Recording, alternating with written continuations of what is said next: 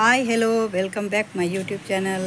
ಹೇಗಿದ್ದೀರಾ? ಚೆನ್ನಾಗಿದ್ದೀರಾ? ನಾನು ಚೆನ್ನಾಗಿದ್ದೀನಿ. ನಾನಿವತ್ತು ಸ್ಪೆಷಲಾಗಿ ಒಂದು ಬಾಳೆ ದಿಂಡಿನ ಒಂದು ಪಲ್ಯ ಮಾಡಬೇಕು ಅಂತ ಇದ್ದೀನಿ. ನೋಡಿ,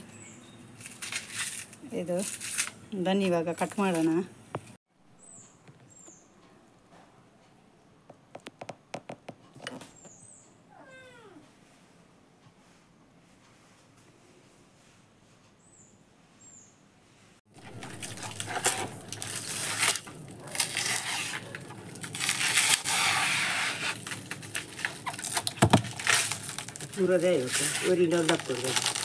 ನೀರಿಡುವಾಗ ಬುಲಿಯೋನ್ ಪಕ್ಕ ತೊಳೆದಿಟ್ಟಿಲ್ಲ. ಅದೇ ಉಪ್ಪು ಕರಿ ಮಾಡ್ಬೋದು.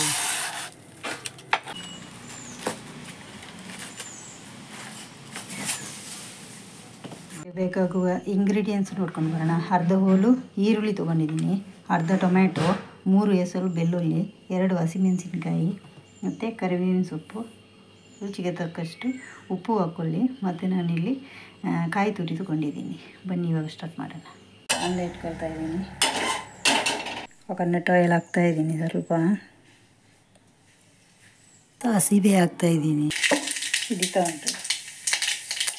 ಬೆಳ್ಳುಳ್ಳಿ ಹಾಕ್ತಾಯಿದ್ದೀನಿ, ಕರಿಬೇವಿನ ಸೊಪ್ಪು ಹಾಕ್ತಾಯಿದ್ದೀನಿ. ಇವಾಗ ನಾನು ಉದ್ದಿನ ಬೇಳೆ ಸ್ವಲ್ಪ ಹಾಕ್ತಾಯಿದ್ದೀನಿ. ಇವಾಗ ಈರುಳ್ಳಿ ಹಾಕ್ತಾಯಿದ್ದೀನಿ, ಹಸಿಮೆಣಸಿನ್ಕಾಯಿ, ಟೊಮ್ಯಾಟೊ, ಬಾಳೆದಿಂಡು ಹಾಕೋಣ.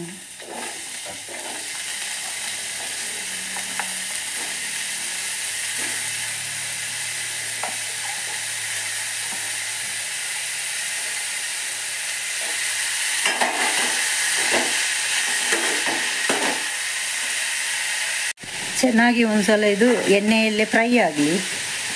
ನೀವು ಮಸಾಲೆ ರುಬ್ಬಿಯೂ ಹಾಕ್ಕೋಬೋದು, ಇಲ್ಲ ಪೌಡರ್ ಹಾಕ್ಬಿಟ್ಟು ಮಾಡ್ಕೋಬೋದು, ಮಸಾಲ ಪೌಡರು. ನಾನು ಬರೀ ಈ ಥರ ಹಸಿಮೆಣಸಿನ್ಕಾಯಿ ಎಲ್ಲ ಹಾಕ್ಬಿಟ್ಟು, ತೆಂಗಿನ ತುರಿ ಎಲ್ಲ ಹಾಕ್ಬಿಟ್ಟು ಈ ಥರ ಪಲ್ಯ ಮಾಡ್ತಾಯಿದ್ದೀನಿ. ಇದು ಚೆನ್ನಾಗಿರುತ್ತೆ, ನೀವು ಟ್ರೈ ಮಾಡಿ, ಸಕ್ಕತ್ತಾಗಿರುತ್ತೆ. ಎಣ್ಣೆಯಲ್ಲೇ ಬೆಂದಮೇಲೆ ಸ್ವಲ್ಪ ನೀರು ಹಾಕೋಣ. ಇವಾಗ ರುಚಿಗೆ ತಕ್ಕಷ್ಟು ಉಪ್ಪು ಹಾಕೋಣ. ಜಾಸ್ತಿ ಉಪ್ಪು ಹಾಕೋಕ್ಕೆ ಹೋಗಬೇಡಿ, ತಿನ್ನೋಕ್ಕಾಗಲ್ಲ. ಎಷ್ಟು ಸ್ವಲ್ಪ ನೋಡಿಬಿಟ್ಟು ಮತ್ತೆ ಹಾಕೊಳ್ಳಿ, ಸಾಕು. ನಾನು ರುಚಿಗೆ ಸ್ವಲ್ಪ ಬೆಲ್ಲ ಹಾಕ್ತಾಯಿದ್ದೀನಿ, ನೀವು ನೋಡಿಕೊಂಡು ಹಾಕ್ಕೊಳ್ಳಿ. ಬೇಡ ಅಂದರೆ ಸ್ಕಿಪ್ ಮಾಡ್ಕೊಳ್ಳಿ. ಹಾಕಿದರೆ ಸ್ವಲ್ಪ ಡಿಫ್ರೆಂಟ್ ಟೇಸ್ಟ್ ಬರುತ್ತೆ. ಇವಾಗ ಒಂದು ಸ್ವಲ್ಪ ನೀರು ಹಾಕ್ತಾಯಿದ್ದೀನಿ, ತುಂಬ ಬೇಡ, ಇದರಲ್ಲೇ ನೀರು ಬಿಟ್ಕೊಳ್ಳುತ್ತೆ. ಸ್ವಲ್ಪ ಸಾಕು.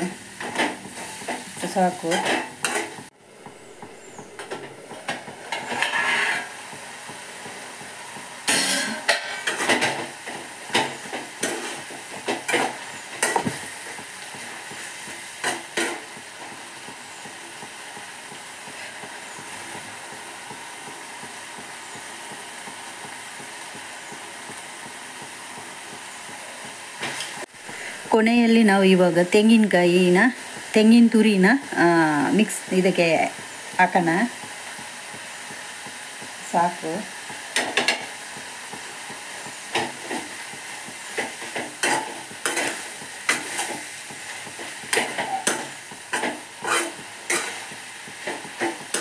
ತೆಂಗಿನ ತುರಿ ಹಾಕ್ಬಿಟ್ಟು ಒಂದು ಸ್ವಲ್ಪ ಮುಚ್ಚಿಬಿಡೋಣ. ಒಂದು 2 ಮಿನಿಟ್ಸ್ ಸಾಕು. ಇದು ಇವಾಗ ಆಗಿದೆ ನೋಡಿ, ನೀರೆಲ್ಲ ಡ್ರೈ ಆಗಿದೆ ನೋಡಿ, ನೀರೇ ಇಲ್ಲ ನೋಡಿ, ಫುಲ್ಲು ಡ್ರೈ ಆಗಿದೆ. ಇವಾಗ ಇದು ಪಲ್ಯ ರೆಡಿಯಾಗಿದೆ. ಬಾಳೆ ದಿಂಡಿನ ಪಲ್ಯ ರೆಡಿ.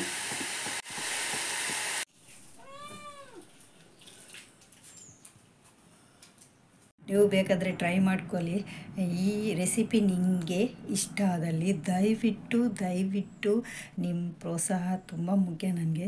ದಯವಿಟ್ಟು ಲೈಕ್ ಮಾಡಿ, ಶೇರ್ ಮಾಡಿ, ಮತ್ತು ಹೆಚ್ಚು ಕಮೆಂಟ್ಸ್ ಬಾಕ್ಸಲ್ಲಿ ಕಮೆಂಟ್ ಮಾಡಿ, ಮತ್ತು ನಿಮ್ಮ ಸಾಧ್ಯವಾದರೆ ಒಂದು ಬೆಲ್ ಐಕಾನನ್ನು ಪ್ರೆಸ್ ಮಾಡಿ. ಧನ್ಯವಾದಗಳು.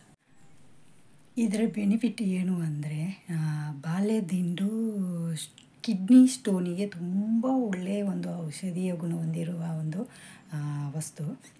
ಇದನ್ನು ನಾವು ಜ್ಯೂಸ್ ರೂಪದಲ್ಲೂ ಸೇವನೆ ಮಾಡಬಹುದು, ಇಲ್ಲ ಈ ಥರ ಪಲ್ಯ ಏನಾದರೂ ಕರಿ ಮಾಡಿಬಿಟ್ಟು ಯೂಸ್ ಮಾಡ್ಕೊಬೋದು.